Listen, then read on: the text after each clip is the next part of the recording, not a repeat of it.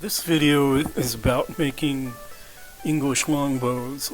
Although the English think they invented the longbow, it was actually discovered and used by people in Europe for many centuries.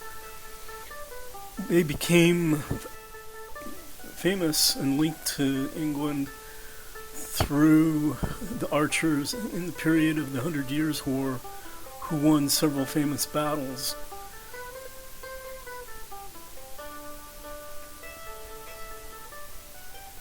The longbows that were used then were probably pretty heavy, 90, 120 pounds. But they probably didn't look a lot like the English longbows that people have today. Most of the longbows that are found today are based on Victorian longbows that were used for recreational shooting. It's really tough to get a hold of a good longbow that's a real English longbow in the United States. I got interested in making a bow after I'd shot one in England several years ago. And I've started some experiments to try to make a yew longbow eventually, but I'm starting out with just learning how to shape the wood using inexpensive wood and board bows at first. The basic tools that you need are something to cut the wood like a saw or a draw knife. Sureform rasp works well for shaping it down, and a farrier's rasp or a four-way rasp for rounding it. The dimensions are the same that I used in from a bow in another video that I bought from Ringing Rocks Archery. I bought this piece of hickory from Ringing Rocks Archery and marked it out, laid it out, and cut it down first with the draw knife.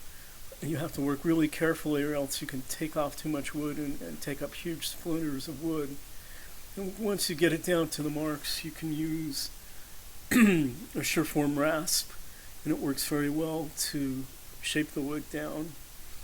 And then you start rounding by pulling the rasp along the wood and making flat sections, little polygons that start to make it look like it's rounded. And then you can finish by using the rasps and sandpaper to actually make it round.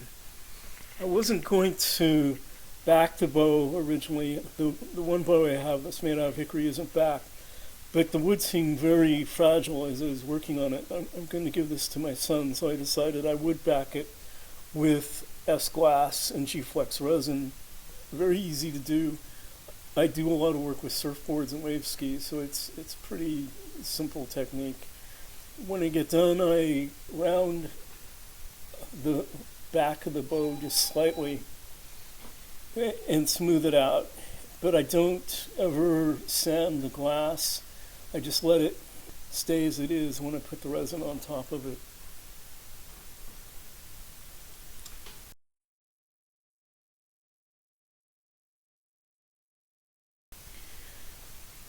I cut the nocks with files, with a sharp file first to make little grooves, and then with a rat tail file to make the rounded nocks. And then I use a tillering tree where I pull it horizontally. It's just easiest with the space I have in my yard. This is kind of awkward when you have a very heavy bow. For learning how to tiller, can't really do it in a brief video, but if you look on Richard Head's webpage, he has links to several videos that are pretty good. I finished the bow with 5 coats of def finish, put on a leather handle. Here it is when it was ready to shoot. I'm not too happy with the lacings on the handle. I might redo that a bit. You can see the rounded belly, the flat back. You can see the glass on it. Almost looks like bamboo backing, but it's not. It's hard to see the grain of the wood. The grain is kind of interesting. It has like 2 different layers, one with really tightly packed grain and one with less tightly packed grain. I didn't really notice that until I started putting the finish on the bow and could really see the grain more clearly. The ripples that you can see on the bow are just ripples that are in the resin from when I smoothed it out. And I don't sand those out. You don't want to destroy the molecular structure of the resin at all, or the glass once you've got it on. You've got a very thin layer that's very strong.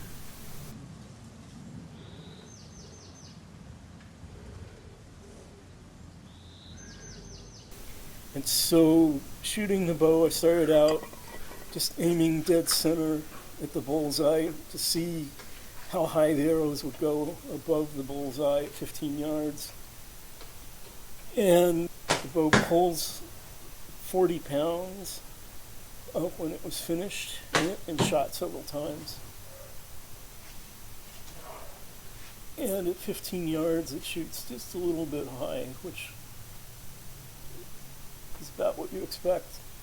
And it shoots pretty much dead center when you aim at 15 yards when the arrows are spined for a 40-pound bow.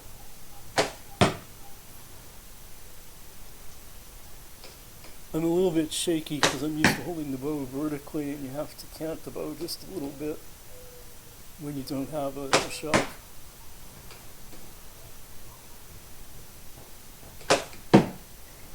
But it shoots pretty accurately. You can see aiming at the red, it goes just a bit high.